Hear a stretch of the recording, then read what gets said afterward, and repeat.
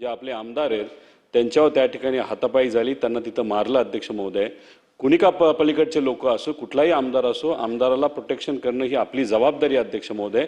त्यामुळे याच्यामध्ये आपण लक्ष घाला, नितीन देशमुखांना कुणी मारलं, कुणी हातापाई तिथं केले अध्यक्ष महोदय, याचा त्या ठिकाणी आजच्या आज त्याच्यावर आपण लक्ष देऊन त्या व्यक्तीवर कारवाई करणं अध्यक्ष महोदय महत्त्वाचं आहे।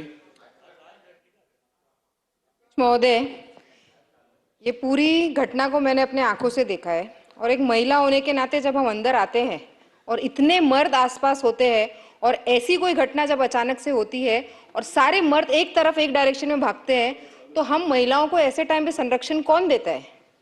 हमारे साथ हमारा एक लौता पीए होता है जो शीश शीश करके आगे लोगों को हटाते जाता है, लेकिन आज जो स्पीड में लोग अंदर घुस रहे थे, इतने लोग, कम से कम मुझे लगता है पत्रकार कम से कम 50 एक पत्रकार घुस गए, पूरे फर्स्ट फ्लोर पे जितने लोग थे या पूरे लॉबी में जितने लोग थे 101 लोग थे।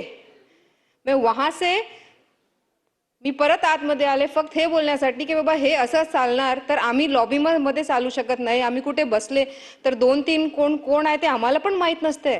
ताई तुमच्यासोबत फोटो काढायचा आहे, काय पत्र द्यायचं आहे, पण कोणीही कोणतेही आपल्याला डिसिप्लिन नाही भेटतंय आतमध्ये। नोंद घेतलेली आहे मंत्री महोदय। अध्यक्ष महोदय, सन्माननीय सदस्य संजय उपाध्याय यांनी महत्त्वाचा मुद्दा आपल्या समोर या ठिकाणी जे काही त्यांनी पाहिलं त्या आधारावर या ठिकाणी मांडला।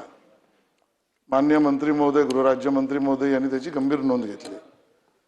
बोलतोय ना, सन्माननीय सदस्य रोहित पवार यांनी त्यांच्याकडे असलेली माहिती ही त्या ठिकाणी सभागृहासमोर ठेवली।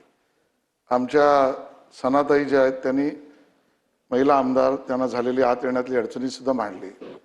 मला असं वाटतं अध्यक्ष महोदय की सरकारने याची गांभीर्याने नोंद घेतली आहे, पण आज सगळ्या घटना ज्या आहेत या विधान भवनाच्या आत प्रांगणात झालेल्या आहेत आणि स्वाभाविकतः सरकार जे आपली जबाबदारी करणारच, सरकारला आपलं काम करावंच लागेल। आपल्या पद्धतीने आम्ही चौकशी सुद्धा करूच। याचा प्रिपरेटर कोण होता, याचा इन्स्टिगेटर कोण होता, याची ऍक्शन सर पोडियम लाईट तुझी उलटी आहे तुझ्याकडे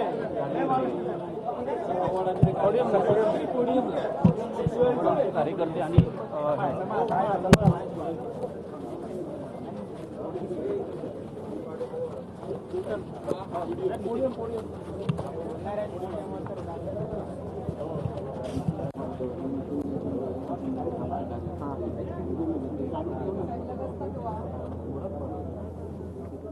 तर आव्हाड आणि पडळकर यांचे कार्यकर्ते आपापसात विधान भवनामध्ये भिडले, त्याची हाणामारीची ही दृश्य आणि तिथे उद्धव ठाकरे यांनी देखील याची माहिती घेतलेली आहे।